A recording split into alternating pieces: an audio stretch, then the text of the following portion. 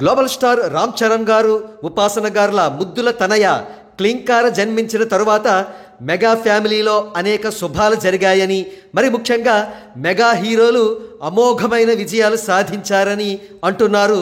క్లింకార mega ఫ్యామిలీకి అదృష్ట దేవత అని అంటున్నారు. అది ఎలాగో పరిశీలిద్దాం. క్లింకార జూన్ 20, 2023న జన్మించింది. తను పుట్టిన 9 రోజులకే అంటే జూన్ 29వ తేదీన రామ్ చరణ్ గారు ఆస్కార్ జ్యూరీ మెంబర్గా పాల్గొనే అవకాశం లభించింది. కాగా ఐకాన్ స్టార్ అల్లు అర్జున్ పుష్ప చిత్రంలోని టెరిఫిక్ పెర్ఫార్మెన్స్కు గాను నేషనల్ బెస్ట్ యాక్టర్ అవార్డును రాష్ట్రపతి ద్రౌపది ముర్ము గారి చేతుల మీదుగా అక్టోబర్ 17వ తేదీ 2023వ సంవత్సరంలో అందుకున్నారు. కాగా ఈ ఫీట్ సాధించిన తొలి తెలుగు నటుడు అల్లు అర్జున్ మాత్రమే కావడం గమనార్హం. కాగా అదే సంవత్సరం నవంబర్ 1వ తేదీన మెగా ప్రిన్స్ వరుణ్ తేజ్ తాను ప్రేమించిన ప్రముఖ హీరోయిన్ లావణ్య త్రిపాఠి గారిని వివాహం చేసుకున్నారు. అంటే ఆయనది ప్రేమ విజయం అన్నమాట.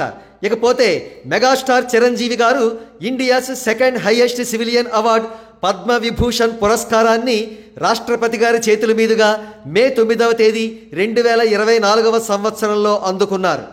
పద్మ పురస్కారాలు 1954లో ఇవ్వడం ప్రారంభించిన నాటి నుండి కోట్లాది మంది తెలుగువారిలో ఈ పురస్కారాన్ని అందుకున్నవారు కేవలం 10 లోపు మంది తెలుగువారు మాత్రమే. కాగా జనరల్ ఎలక్షన్స్ 2024లో జనసేనాని పవన్ కళ్యాణ్ గారు చిరస్మరణీయమైన విజయాన్ని సాధించారు. 100% స్ట్రైక్ రేట్తో పోటీ చేసిన 21 ఎమ్మెల్యే స్థానాలను, 2 ఎంపీ స్థానాలను కూడా జనసేన పార్టీ గెలుచుకుంది. ఇది ఇండియాలోనే ఆల్ టైమ్ రికార్డ్. కాగా అతి త్వరలోనే జనసేన పార్టీ కీలక నేత మెగా బ్రదర్ నాగబాబు గారికి కూడా ఒక కీలక పదవి లభించబోతున్నట్టు సమాచారం. సో క్లింకార జన్మించిన తరువాత మెగా హీరోలు అనేక విజయాలు సాధించడంతో క్లింకారను అదృష్ట దేవతగా కీర్తిస్తున్నారు.